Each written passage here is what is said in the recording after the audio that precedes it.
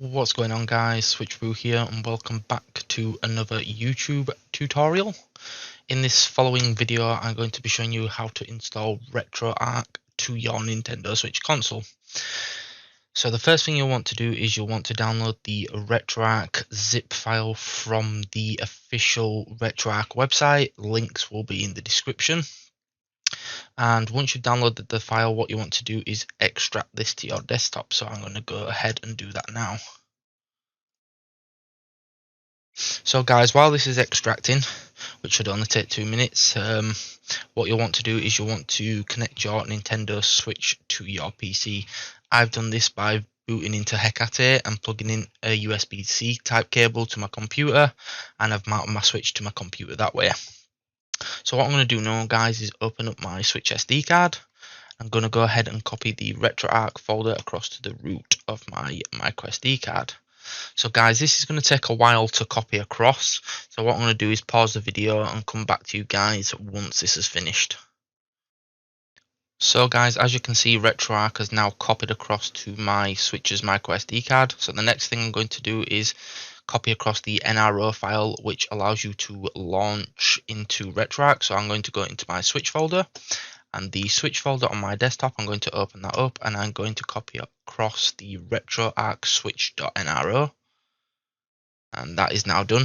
So that, guys, is pretty much RetroArch installed on your Nintendo Switch console. The next thing I'm going to do is I am going to install a forwarder for RetroArch, which will allow me to boot directly from my Switch dashboard into RetroArch rather than having to go into the albums homebrew menu and launch it from there. So what I'm going to do is I'm going to disconnect my Switch from Hecate. I'm going to boot my Switch up and go into tinfoil and then install the forwarder. So I'll be back in a minute, guys. I'll show you how to install the forwarder, and what I'll do is also put this in the video description for you guys to download. So I'll be back in a minute. Peace. So guys, I've now got my Switch plugged in still through the USB-C cable, but I've booted up tinfoil, and what I'm going to do is I'm going to go into the install section here, and what I'm going to do is drag the RetroArch folder into here, and this is going to install it directly to my Switch. So what I'm going to do now is I'm going to go dock my Switch, and I'm going to show you guys what to do from the Nintendo Switch console.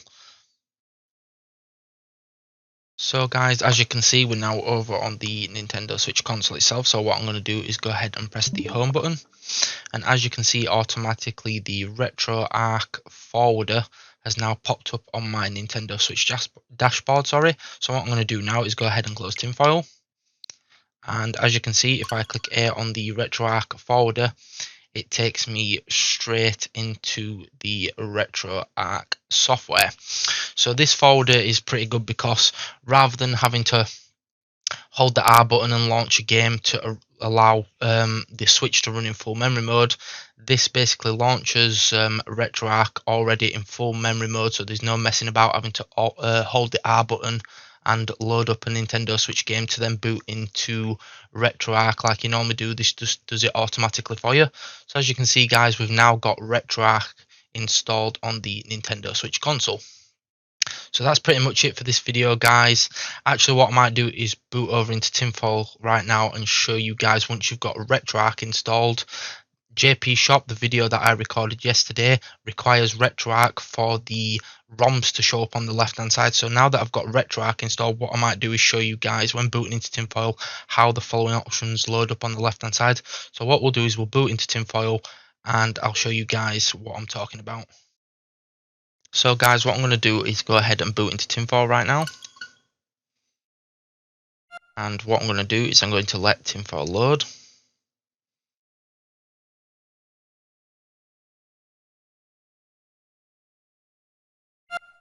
And as you can see, we've got a message from the Alien Retro Gaming ROM shop. Welcome to the Alien Retro Gaming ROM shop. So I'm just going to go ahead and click OK.